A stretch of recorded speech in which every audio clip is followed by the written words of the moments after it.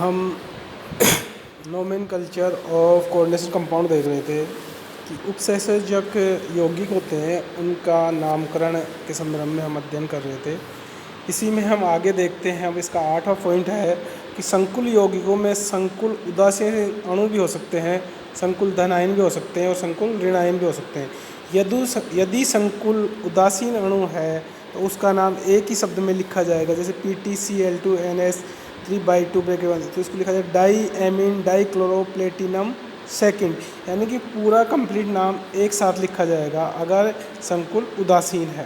पहली पोजीशन। फिर दूसरा पोजीशन है, इसके एग्जाम्पल है 3-4 ये। इसके बाद में बी है, इसमें यदि संकुल धन आयन है तो उपयुक्त नियमों का पालन करते हुए उसका नामकरण किया जाएगा, जैसे AgNS3/2+, तो diamine silver first ion. तो इसमें सारा एक साथ लिखा जा रहा है, तो उसमें जो चार्ज है इसकी वजह से इसको आयन कहा गया है और इसकी ऑक्सीजन अवस्था लिख देते हैं। ऐसे सारे एग्जाम्पल हैं इसके अंदर। फिर तीसरा है, यदि संकुल ऋणायन हो तो उसका नामकरण उपयुक्त नियमों के अनुसार करके धातु आयन के नाम के अंत में ATE या 8 जोड़ दिया जाता है। इसमें आयरन, कॉपर, सिल्वर व गोल्ड को लैटिन नाम से लिखा जाता है। जैसे एग्जाम्पल है NiCN4 बंद 2-, तो ये वो टेट्रासाइनो निकलेट, जो निकल था उसको निकलेट AT लग गया ना, तो निकलेट सेकेंड आयन। इसी प्रकार फेरेट, एल्यूमिनेट, ये सारे आ जाएंगे आपके। तो ये एग्जाम्पल दे रखे हैं। फिर इसमें डी है, यदि किसी यौगिक में धन आयन व ऋण आयन दोनों ही संकुल आयन हो तो उपयुक्त नियमों के अनुसार पहले संकुल धन आयन का और फिर संकुलित ऋण आयन का नाम लिखा जाता है। एग्जाम्पल CuNS3 बंद और सेकेंड ब्रैकेट CuCl4 तो यहाँ पर tetraammine copper second, tetrachlorocuprate second, तो ये इस नियम का पालन कर रहा है। इस प्रकार इसके और एग्जाम्पल हैं। फिर 9वां पॉइंट देखते हैं हम, संकुल आयनों के साथ जुड़े हुए धन आयनों तथा ऋण आयनों की संख्या नाम में ही नहीं लिखी जाती। फॉर एग्जाम्पल K4FeCN6, यानी K4 बाहर है और ब्रैकेट के अंदर जो संकुल है उसमें FeCN6 है, तो ये हम देखते हैं टेट्रा पोटेशियम हो गया, टेट्रा पोटेशियम हेक्सा साइनोफेरेट सेकेंड, यानी ब्रैकेट के अंदर वाला सारा एक साथ है और बाहर वाला अलग है। इसके अंदर ऑक्सीजन अवस्था जो है वो आई जाती है।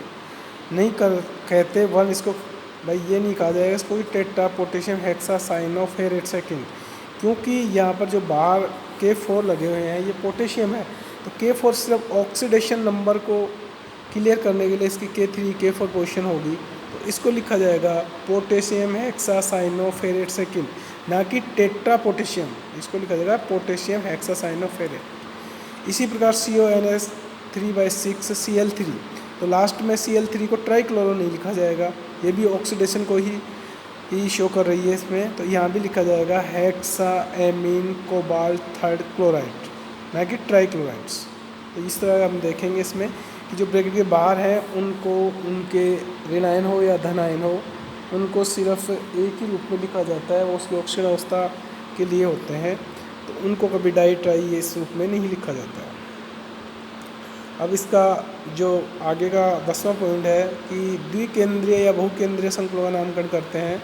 तो इन संकुल 2 प्रकार के हो सकते हैं, या तो सेतु बंध युक्त होते हैं या धातु बंध युक्त होते हैं। दोनों ही प्रकार से नामकरण करते समय निम्न बातों का ध्यान रखा जाता है। जैसे सेतु बंध वाले यौगिक हैं तो धातु में मध्य लिगेंड सेतु के रूप में कार्य करते हैं, जैसे सम्मित सेतु युक्त बंध। तो इसमें क्या होता है, यदि सेतु बंध युक्त संकुल यौगिक सम्मित हैं अथवा सेतु लिगेंड एक जैसी एंटिटी है तो उनके नाम इस प्रकार से व्यवस्थित होंगे कि इसके म्यू, फिर सेतु लिगेंड का नाम, फिर एंटिटी की संख्या दर्शाते हुए पूर्व लगने यानी प्रेफिक्स लिखकर उसे एंटिटी का नाम लिखा जाएगा।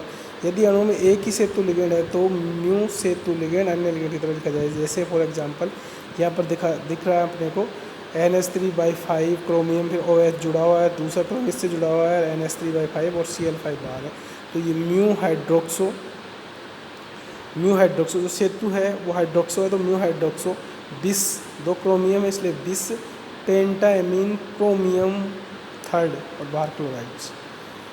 एक से अधिक समान सेतु हैं, तो जैसे ये हो गए यहाँ पर, तो उस कंडीशन में म्यू से पहले उसकी संख्या आ जाएगी डाई ट्राई टेट्रा जो भी है। जैसे यहाँ पे है डाई म्यू क्लोरो बिस क्लोराइडो ट्राईफेनिल फास्फिन प्लेटिनम सेकेंड्स।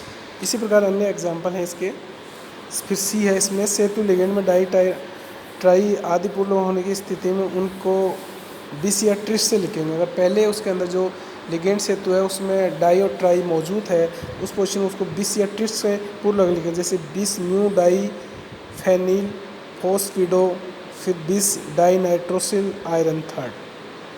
जब एक सेतु लिगेंड दो से अधिक धातु परमाणु से जुड़ा होता है उसको μ3 μ4 भी लिख सकते हैं हम, जैसे यहाँ पर देख रहे हो आप HgCH3S फिर Hg फिर Hg तो 4 से जुड़ा हुआ है। यहाँ पर जो सल्फर है वो 2+ है, तो μ4 थायोटेट्रा किस मैथिल के सेकेंड आयंस। फिर इसी तरह देखते हैं बहुलिकीय संकला युक्त संरचना होने पर संकुल के नाम के पहले कैटेना म्यू पूर्व लगाते हैं। जैसे फॉर एग्जांपल ये PDCl6 वाला है, इसका नाम कैटेना पोली म्यू डाइक्लोरोप्लेटिनियम सेकेंड होगा। असमित सेतु बंध सेकेंड इसमें है युक्त यौगिकों को ले असमित, जैसे ये अपन देख रहे हैं यहाँ पर, तो अंग्रेजी क्रम में इसको लिखा जाएगा, जैसे mu amino hexaammine, mu amino hexaammine dichloro mu hydroxo dicobalt third chloride. धातु बंध युक्त यौगिक, इन यौगिकों का नामकरण करते समय निम्न बातों का ध्यान रखा जाता है। धातु बंध युक्त अणु यदि सम्मित हैं तो उनके नाम के पहले ग्रीक अंकों के पूर्व लगन लिखे जाते हैं। फॉर एग्जांपल ये है बिस पेंटा कार्बोनिल मैग्नीज। धातु बंध युक्त अणु के असम्मित होने की स्थिति में एक लिगेंड युक्त केंद्रीय धातु परमाणु को लिगेंड की भांति मानते हैं जो दूसरे केंद्रीय धातु परमाणु के साथ जुड़ा हुआ होता है। दोनों परमाणुओं में से प्रमुख या प्राथमिक धातु परमाणु उसको मानते हैं जो धातु के प्राथमिक क्रम में अधिक प्रायिकता वाला हो। आवर्त सारणी के रूप में लिखा जाता है, जैसे ये हो गया आपके पास में तत्वों की प्रायिकता रहेगी। फिर एग्जाम्पल हो गया इसमें CO/4 CO Re CO/5। संकुल में कोबाल्ट की तुलना में प्रायिकता क्रम में रीनियम अधिक प्रायिकता वाला धातु है, इसे रीनियम का संकुल मानते हुए नाम दिया जाता है। इसी प्रकार ये अन्य एग्जाम्पल आपके पास में है, जैसे ये देखा Na2FeCN5NO, तो sodium pentacyanido nitrosyl ferrate third. तो इसी प्रकार ये अन्य एग्जाम्पल हैं, जैसे हम देख रहे हैं ये है 19वें नंबर का प्लेटिनम से अमोनिया क्लोराइड 2 और ये जुड़े तो 1,3 या trans diammine dichloro platinum seconds. इस तरह हम इसके नामकरण को देखते हैं। Thank you.